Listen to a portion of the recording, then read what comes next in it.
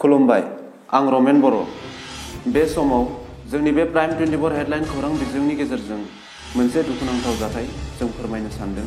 थांनाय 27 अक्ट'बर खालारखालि बाक्सा जिल्लानि सिङाव थानाय बरकाटा गामिनि 36 बोसोर बैसोनि गौतम बर' मुंनि सासे सुबुङा बेंगालराव थांना थानायनि राहा लामा नागिरनाय असिलायै गामिनि सानै लोगो मधु बर' आरो टिकेश्वर बर'मोनजों खामानि मावनो थांफादोंमोन।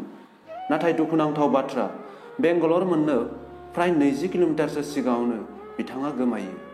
बहा थांखो, बहा थाबोखो, बबाव गोमाखो बेनि जेबो उदिस मोनाखैसै।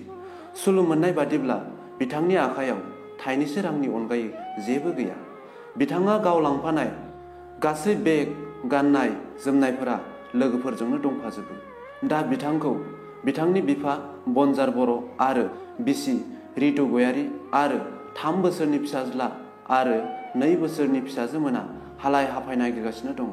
नाथाय बिथांखौ दिनैसिमबो मोनफिननाय जायाखैसै। गोबां मानसिफ्रानो आथिखालाव गुजरात, बेंगालर, कर्नाटक बायदि जायगायाव खामानि मावनो थाङो। बेनि गेजेराव गोबांखौनो गोमानाय, बुथारजानाय, आन्दायनाय जों नुनो मोन्दों।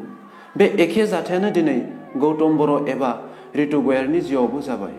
गावनि आंगो फिसाय गोमानायाव दिनै रितु गयारीनि नखरा माबायदि सिलिंखार जादों, दुखु सातजालायाव गोलैदों बेखौ रावजों फोरमायनो हानाय नङा। बिसोर बेसेबांदि मिजिंथिदों दिनै बहाबा मोनगौबा, नुगौबा, खौरां मोनगौबा। बेनिखायनो नायगिरि नोंथांमोनखौ जों प्राइम 24 हेडलाइन खौरां बिजोंनि गेजेरजों खावलायहरदों।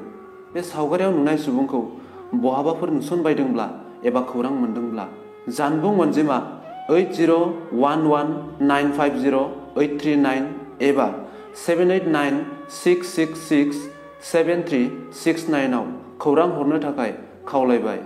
लोगोसे बे भिडिअखौ जेसेबां हायो शेयार खालाम, जाहाथे नोंथांनि मोनसे शेयारआ गौतम बर'खौ मोनफिननायाव हेफाजाब होयो। गोजोन्थों।